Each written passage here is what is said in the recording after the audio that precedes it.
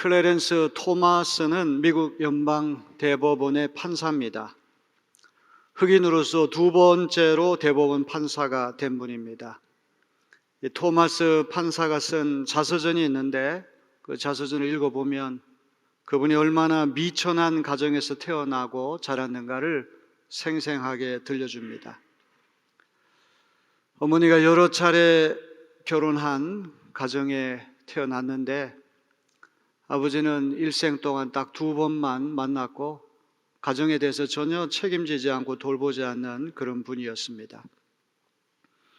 어머니 슬하에서 자라날 때 날마다 먹을 것을 걱정해야 하는 가난을 견디다 못해 외할아버지 집에 동생과 함께 입양이 됐습니다.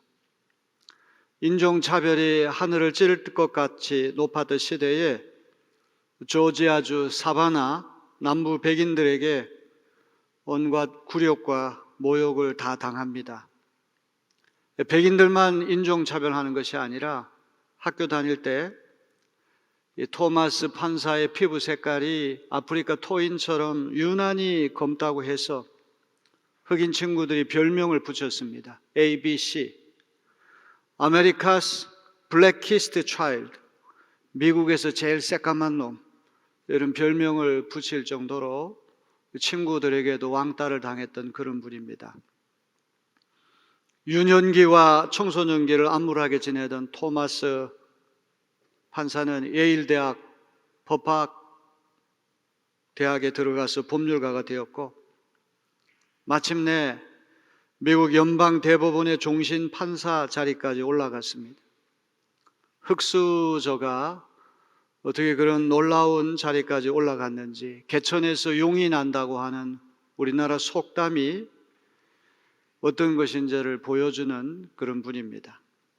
저는 그분의 전기를 읽으면서 자신의 감추고 싶은 과거나 약점을 그대로 노출한다고 하는 것이 참 놀랍다는 생각을 가졌습니다. 우리는 자신의 가문이나 재력이나 학력이나 명예를 자랑합니다. 어둡고 연약한 치부는 드러내려고 하지 않습니다. 오늘 봉독한 고린도후서 12장 1절로부터 10절에서 바울은 정말 자랑하고 싶은 대단한 것들은 감추고 약한 것들만 자랑하겠다고 고백합니다. 세상에 바울보다 자랑거리가 더 많은 사람이 어디 있겠습니까? 가문이 좋았고 공부를 많이 한 사람입니다. 남들이 하기 어려운 신비 체험까지 했습니다. 엘리트 중에 엘리트로서 지성과 영성을 두루 갖춘 대석학이 바로 사도 바울입니다. 바울이 신약성경에 절반 가까운 13통의 편지를 쓴 것은 우연이 아닙니다. 탁월한 지성과 탁월한 영성을 갖춘 대석학이기에 가능한 일입니다. 본문에서 사도 바울은 자신이 경험한 환상과 계시 체험을 들려줍니다. 환상이라고 하는 것은 보는 것이고 계시는 보고 듣고 말하는 것 모두를 포함하는 신비한 현상입니다. 환상이나 계시는 하나님이 보여주시고 들려주시는 기적입니다. 14년 전에 바울이 이런 경험을 했습니다. 누가 보더라도 자전적인 체험인데 바울은 이것이 마치 남의 일인 양 3인칭 단수를 써서 이야기하고 있습니다. 우리 2절로부터 4절을 다 같이 읽어보겠습니다. 나는 그리스도를 믿는 사람 하나를 알고 있습니다. 그는 14년 전에 셋째 하늘에까지 이끌려 올라갔습니다. 그때 그가 몸 안에 있었는지 몸 밖에 있었는지 나는 알지 못하지만 하나님께서는 아십니다. 나는 이 사람을 압니다. 그가 몸을 입은 채 그렇게 했는지 몸을 떠나서 그렇게 했는지를 나는 알지 못하지만 하나님께서는 아십니다. 이 사람이 낙원에 이끌려 올라가서 말로 표현할 수도 없고 사람이 말해서도 안 되는 말씀을 들었습니다. 이 환상과 계시 체험은 14년 전에 일어났는데 바울의 이야기죠. 14년 전에 셋째 하늘까지 올라갔다는 거예요. 아마 2000년 전에 고대인들은 하늘이 1층, 2층, 3층까지 되어 있는데 이 3층천은 하나님이 거하시는 마지막 하늘로 알려져 있습니다.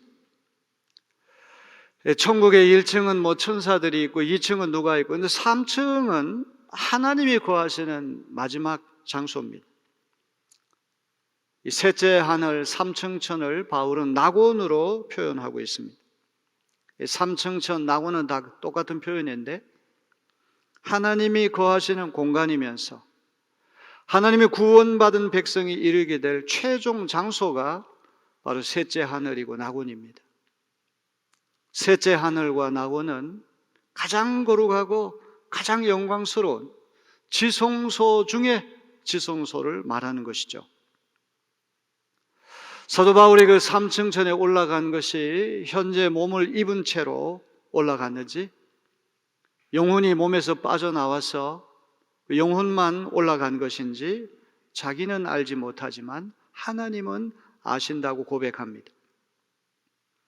그런 신비 체험은 자기 능력으로 하는 것이 아니라 하나님이 하신 일이기 때문에 자기 입으로 설명할 수 없다는 고백을 하고 있습니다. 그야말로 입신의 경지까지 올라가 황홀경을 체험했습니다. 그 3층천 낙원은 말로 표현할 수도 없고 사람이 말해서도 안 되는 말씀을 듣는 곳입니다. 여기 말로 표현할 수 없다고 하는 이 말이 중요하죠. 하나님에 대해서 우리가 어떻게 말로 표현할 수 있겠습니까? 하나님의 나라에 대해서 어떻게 우리가 말로 표현할 수 있겠습니까? 이거는 인간의 모든 언어 표현을 뛰어넘는 선불교에서 말하는 불림 문자로 성립이 안 되는 것이죠. 또 그 신비한 하나님의 계시의 말씀은 말해서도 안 되는 비밀스러운 말씀입니다. 이렇게 신비한 체험을 하게 되면 대개는 자랑하려고 하는 마음이 생깁니다. 자랑 가운데 가장 큰 자랑은 영적인 자랑입니다. 일반인이 경험하지 못한 신비한 것을 경험했다는 자부심 때문에 그렇습니다. 오늘 우리는 이 말씀을 읽으면서 이단 종파의 교주들을 한번 떠올리면 좋겠습니다. 이단 종파의 교주들은 자기가 신비한 체험한 것을 과장하고 왜곡해가지고 자기를 확대하는데 관심이 많습니다. 사도 바울은 그와는 정반대의 모습을 우리에게 보여줍니다. 이런 자랑은 무익한 자랑으로 일축합니다.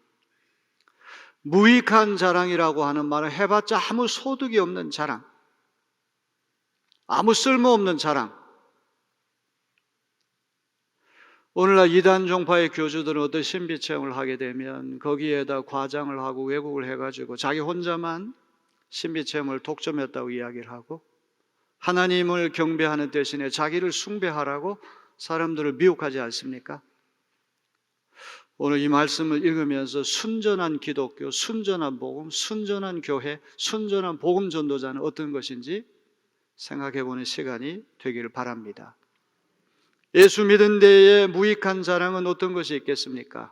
외모 자랑, 가문 자랑, 학력 자랑, 재력 자랑, 세상적인 기준으로 높이 여기는 모든 것을 말할 것입니다. 신앙생활을 시작한 다음에 이런저런 신비 체험을 했다면 그 영적인 체험까지도 자랑거리가 될 수 있습니다. 그런데 바울은 이런 자랑들이 무익한 자랑, 해봤자 아무 쓸모없는 자랑이라고 말씀하고 있습니다. 사도 바울은 색다른 자랑을 합니다. 우리 5절 후반부 말씀을 다 같이 읽어보겠습니다. 그러나 나 자신을 두고서는 내 약점밖에는 자랑하지 않겠습니다. 자기 체험이 틀림없지만 다른 사람 체험인 양 3인칭 단수를 써서 소개한 다음에 그러나 내 자신과 관계해서는 나는 나의 약점밖에는 자랑하지 않겠다. 이런 자세를 보여주고 있습니다. 자기 PR 시대라고 그래서 남이 알아주기 전에 먼저 자기를 선전하고 자기 자랑을 많이 해야지만 통하는 시대가 우리 시대인데 바울은 장점이 아닌 약점만 자랑하겠다고 하는 이상한 태도를 보입니다.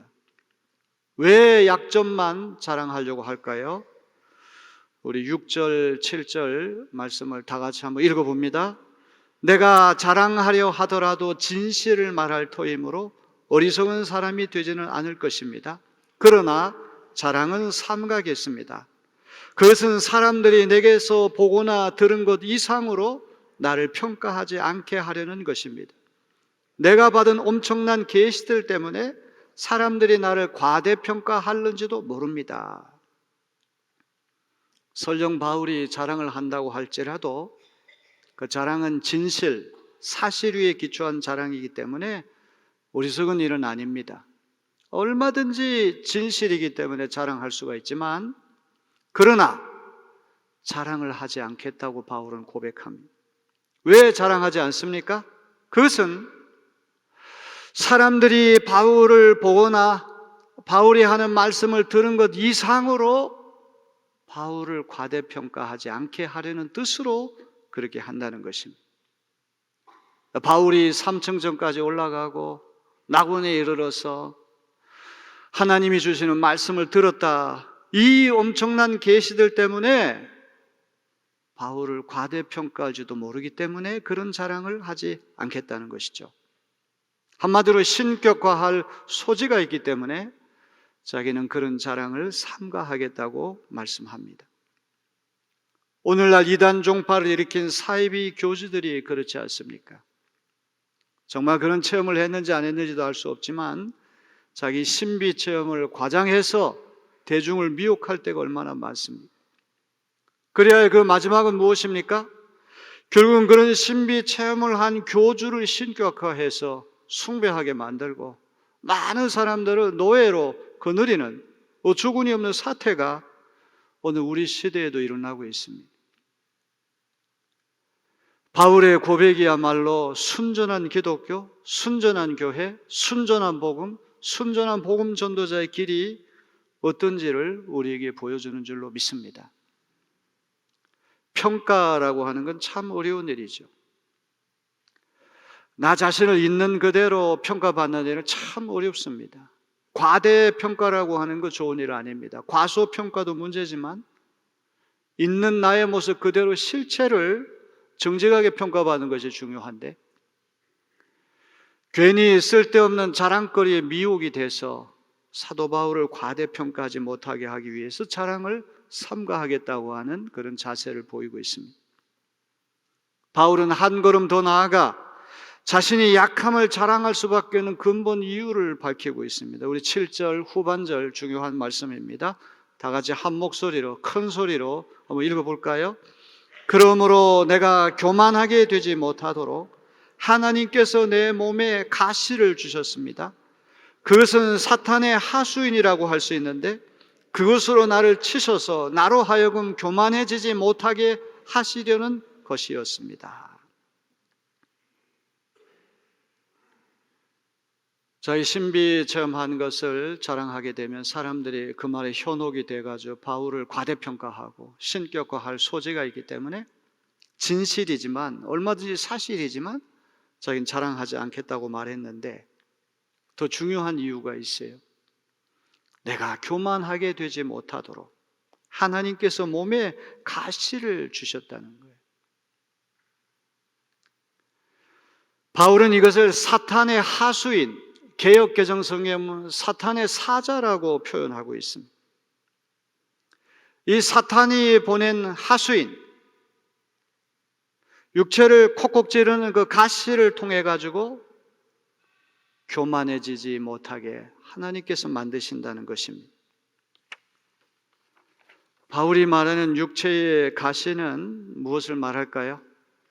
학자들에 따르면 육체적인 질병, 바울은 평생 안질, 간질병 이런 것을 앓고 있었다고 합니다. 육체적인 질병이 1차적일 테고 2차적으로 대적자들, 바울이 선교하러 가는 곳마다 폭동을 일으키고 박해하고 감옥에 놓고 사도 바울은 마침내 로마에 압송돼서 칼로 참수형을 당했습니다. 순교까지 당했습니다. 아니면 예수 믿기 전에 과거의 그리스도와 그리스도인들을 박해했던 전력, 죄책감이 찌르는 가시일 수도 있습니다. 바울은 이 찌르는 가시를 사탄의 사자, 사탄이 보낸 하수인으로 표현하고 있습니다. 바울을 괴롭히기 위해서 사탄이 누군가를 보내서 괴롭힌다는 뜻이죠. 제가 성경을 기록한다면 육체의 가시, 사탄의 사자가 무엇인지를 특정할 터인데 바울은 이걸 특정하지 않아요. 오고 가는 시대에 많은 사람들이 성경을 읽을 때 이런 성경의 비밀이야말로 얼마나 아름다운 비밀인지 모르겠어요. 특정하지 않은 것은 심리적으로, 육체적으로 당할 수 있는 모든 고통거리, 질병일 수도 있고 대적자일 수도 있고 아니면 과거에 대한 죄책감일 수도, 모든 종류의 심리적인, 육체적인 그런 상처, 연약함을 육체의 가시, 사탄의 사자라고 표현하고 있습니다. 육체의 가시가 찔렀다는 표현을 쓰지 않고 바울은 쳤다고 말을 하거든요. 쳤다는 말은 헬라 말로 콜라피조라고 하는 말인데, 권투 선수가 링 위에 올라가가지고 상대편을 주먹으로 쳐가지고 녹다운 시키는 것을 말하는 것입니다. 사도 바울을 녹다운 시킬 정도로 힘든 상황을 보여주고 있습니다. 하나님께서 바울에게 육체의 가시, 사탄의 하수위를 보내서 괴롭히는 이유는 무엇입니까? 교만해지지 않도록 하기 위함입니다. 오늘 우리가 자고하지 않도록 우리를 치는 가시는 어떤 것이 있습니까? 오늘 이 아침에 우리가 늘 부끄럽게 생각하는 것들을 한번 떠올려 보는 시간이 되었으면 합니다. 그것만 생각하면 교만했던 마음이 슬그머니 꼬리를 감추는 것입니다. 불뚝불뚝 자랑하고 싶은 마음이 생기다가도 이것만 생각하면 모든 자랑이 무익하게 되는 그 무엇입니다. 질병의 가시가 있습니다.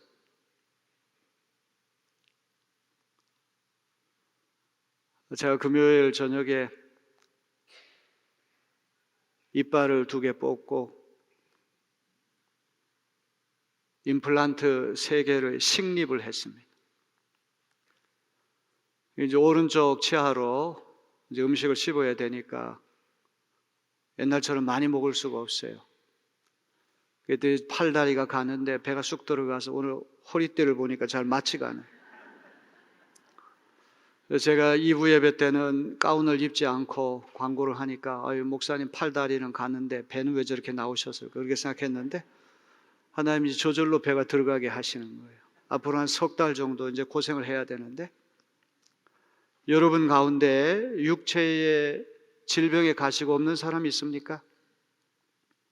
하나님이 발끝에서부터 머리끝까지 완벽하게 만든 사람은 아무도 없어요. 제 친구 이광훈 목사님은 어렸을 때 소아마비 중증 장애를 앓은 친구인데 휠체어를 타야 되고 이럴 정도로 어려운 장애가 있는 친구인데, 이 친구는 치아는 아주 튼튼합니다. 오징어, 그 센 오징어를 그냥 씹어도 아무 탈이 안 날 정도. 그리고 이 손의 힘이 누구도 당해낼 수 없을 만큼 강해요. 여러분, 질병을 평생 안고 사는 분이 계십니다. 손이나 발이나 이런 신체 일부의 장애를 안고 사는 분도 있어요. 암에 걸렸다가 극적으로 고침받았는데 늘 조심해야 됩니다. 이게 찌르는 가시, 치는 가시가 아니고 무엇입니까? 죄책감의 가시, 양심의 고통을 주는 가시입니다. 바울은 예수 믿기 전에 예수 믿는 사람을 옥에 가두고 핍박하고 죽이는 일에 앞장섰습니다. 초대교회 첫 번째 순교자 스데반 집사님이 돌에 맞아 순교할 때 진두지휘했던 장본인이 사도 바울입니다. 그래서 바울은 죄인 중에 괴수가 자기라는 고백을 하지 않습니까? 우리 가운데 과거 없는 사람이 누가 있겠습니까? 다 떳떳한 과거만 갖고 있는 것은 아닙니다. 살다 보면 가족에도 상처를 주고 이웃에게도 상처 주고 해를 끼치고 고통을 주어서 두고두고 양심의 가책을 남길 때가 있습니다. 베드로는 새벽녘에 닭이 울기만 해도 바깥으로 뛰쳐나가서 닭 울음 소리를 듣고 통곡했다고 하는 그런 이야기가 있어요. 예수님이 십자가에 잡히시기 전에, 달려 돌아가시기 전에, 닭이 울기 전에 3번 예수님 부인했던 죄책감 때문에 그랬다는 것이죠. 인간관계에서 오는 가시 만만치 않습니다. 사실 바울을 괴롭힌 상당수의 가시는 적대자들에게 온 가시였어요. 가는 곳마다 유대인들로부터 박해를 받았고, 폭동이 일어나고 쫓겨나고 감옥에 갇히고, 예루살렘에 들어갔을 때도 유대인들이 선동해가지고 감옥에 갇혀서 2년 동안 고생하다가 로마 시민권자이기 때문에 로마에 재판받기 위해서 압송돼서 갔다가 결국 순교를 당하고 말았습니다. 회사나 어떤 조직체에 들어가면 가시 노릇을 하는 사람이 있기 마련입니다. 그 사람 없어지면 만사가 해결될 것 같은데 그 사람 떠나가면 또 다른 사람이 가시 노릇을 합니다. 사람 가시가 없는 세상은 기대하기가 어렵습니다. 사라에게는 하갈이 눈에 가시였고, 야곱에게는 에서가, 다윗에게는 사울이 가시 노릇했어요. 예수님에게는 가룟 유다와 바리새인들과 서기관들이 가시였습니다. 질병의 가시, 죄책감의 가시, 인간관계의 가시 외에도 수많은 가시가 우리를 치고 우리를 괴롭힙니다. 중요한 것은 가시가 있느냐 없느냐가 중요한 것이 아니라 가시를 어떻게 다루냐 하는 우리의 태도가 중요한 줄로 믿습니다. 하도 힘드니까 바울이 육체의 가시를 빼달라고 하나님께 기도합니다. 우리 8절을 다 같이 읽어보겠습니다. 나는 이것을 내게서 떠나게 해달라고 주님께 3번이나 간청하였습니다. 가시가 떠나게 해달라고, 사탄의 하수인 좀 쫓아보내달라고 하나님께 3번 간청했다고. 간청. 기도 중에도 아주 간절히 청원하는 기도를 올렸다는. 3번 기도했다고 그러니까 10분짜리 기도를 3번 했다는 말로 우리가 오해할 수 있는데 그런 게 아니죠. 3이라는 숫자는 완전 숫자이기 때문에 기도할 만큼 했다는 말이에요. 오늘로 얘기하면 40일 금식 기도를 3번 했다는 그런 뜻이 될 것입니다. 하나님, 제 몸을 괴롭히고 마음을 괴롭히는 가시를 좀 빼주십시오. 간절히 기도했는데 하나님께서 어떤 응답을 주셨습니까? 9절 전반부 너무나 중요한 말씀입니다. 다 같이 읽어봅니다. 그러나 주님께서는 내게 이렇게 말씀하셨습니다. 내 은혜가 내게 족하다. 내 능력은 약한 데서 완전하게 된다. 참 기이한 응답이에요. 40일 금식 기도를 3번이나 했으면 하나님, 그래? 내가 빼줄게. 이래야지 기도 응답인데 하나님은 가시를 갖고 사는 것이 기도 응답이라고 말씀하시거든요. 기도라고 하는 것은 내가 바라는 소원, 내 뜻에다가 하나님의 뜻을 일치시키는 것이 아니라 내 뜻과 내 소원이 이렇다고 할지라도 하나님의 뜻에 내 뜻을 일치시키는 것이 기도인 줄로 믿습니다. 이런 기도의 정신을 놓쳐버리면 우리는 기복주의, 샤머니즘, 무속신앙, 아무것도 기독교가 달라지는 게 없어요. 무속신앙이라는 게 뭐예요? 우상을 위협을 하든지 협박을 하든지 회유를 하든지 내가 받아내야 할 복만 챙기면 그것으로 끝이 납니다. 인격적인 관계 같은 거 전혀 필요 없어요. 그러나 기독교가 믿는 하나님은 그런 하나님이 아니거든요. 예수님이 친히 겟세마네 동산에서 보여주셨던 것처럼 내 뜻은 십자가 지지 않고 인간을 구원하는 것인데 내가 십자가에 달려서 인간을 구원하는 것이 하나님의 뜻이라고 한다면 제가 그 뜻에 순종하겠습니다. 내 뜻이 이렇다고 할지라도 주님의 뜻이 그렇다면 그 뜻에 내가 순종하겠습니다. 이게 기도의 진짜 정신이고 기독교적인 기도를 모든 다른 종교의 기도와 갈라지게 하는 그런 기도의 정신인 줄로 믿습니다. 거절도 하나님의 응답인 것을 우리는 기억을 해야 됩니다. 찌르는 가시를 품고 사는 것이 은혜요? 족한 은혜요? 넉넉하다고 하나님께서 응답을 주셨어요. 왜 그렇습니까? 그것은 하나님의 능력이 우리가 연약할 때 완전해지기 때문에 그런 것입니다. 찌르는 가시가 없을 때 바울은 하나님을 의지하려고 하지 않을 것입니다. 인간적인 성취와 공로를 자랑하기 쉽습니다. 사람들에게 칭찬받으려고 하고 박수 받으려고 하고 영광 받으려고 하는 생각이 많을 것입니다. 받은 은혜가 많을수록 교만의 위험은 커집니다. 맡은 직분이 중요해질수록 높은 마음을 품기 쉽습니다. 복을 많이 받을수록 다른 사람들을 얕잡아 볼 수 있습니다. 육체의 가시는 우리 스스로 높아지지 못하도록, 자고하지 못하도록 하나님 주시는 은혜의 선물이라고 하는 것을 기억해야 됩니다. 찌르는 가시는 교만해지지 말고 겸손하라, 하나님만 붙들고 살라, 이런 하나님이 주시는 은혜의 선물인 것을 기억해야 됩니다. 생각해 보세요. 사실은 바울이 강해지려면 가시를 빼내야 되잖아요. 1분 1초라도 괴롭히는 가시를 빨리 빼내야지만 강해지는 것인데 하나님 뭐라고 말씀하십니까?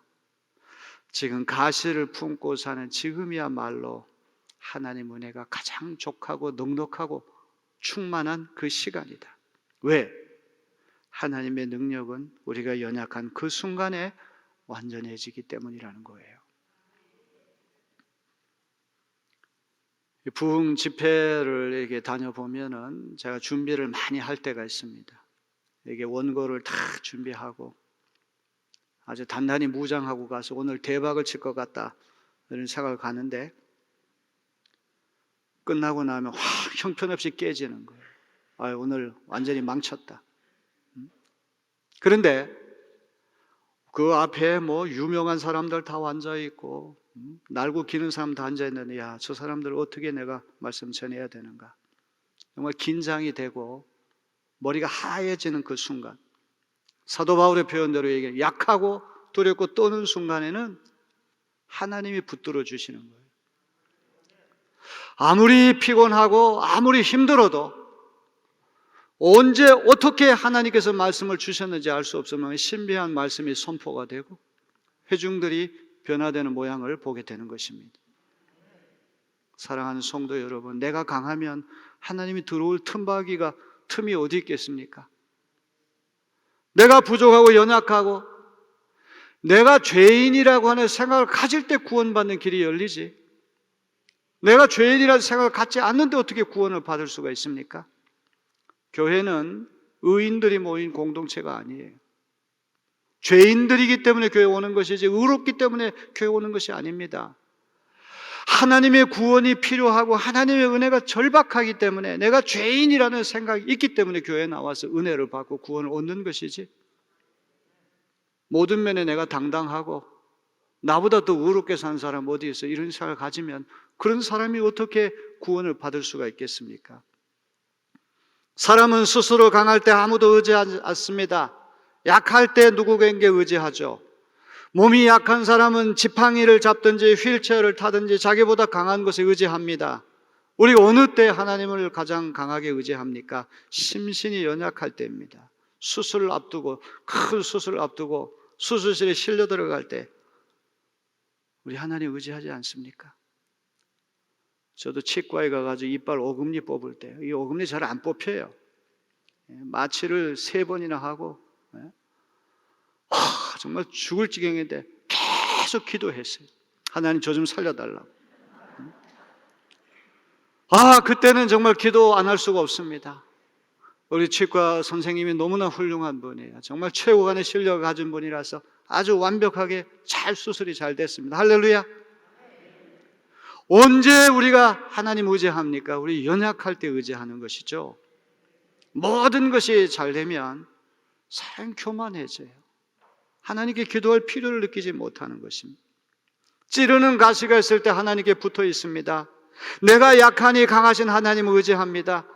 스스로 강하다는 착각을 할 때가 가장 약할 때입니다.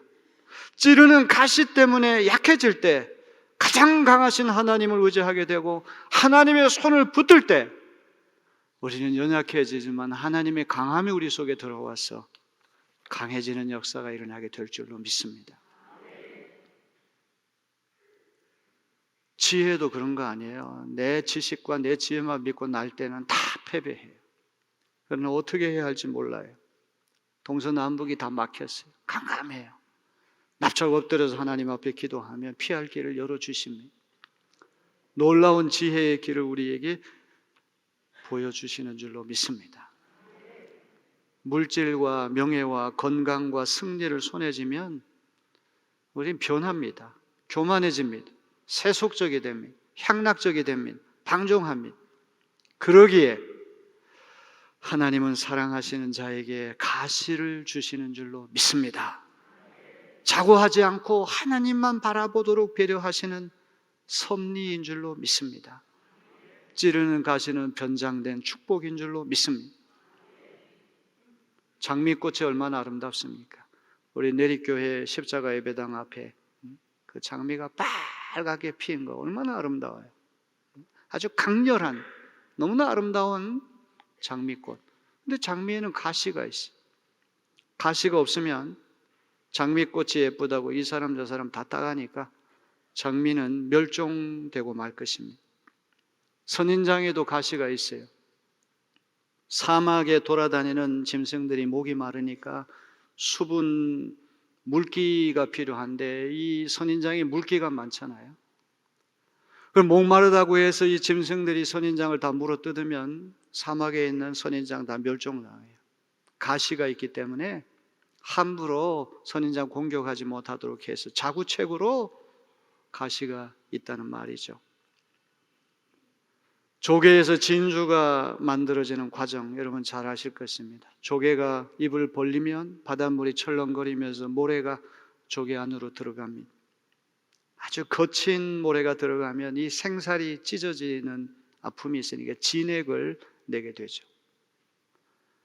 거칠고 날카로운 모래가 들어갈수록 진액을 많이 뿜어내가지고 그 모래를 휘감기 시작합니다. 세월이 지나면 그 모래가 영롱한 찬란한 진주로 변하게 되는 것입니다.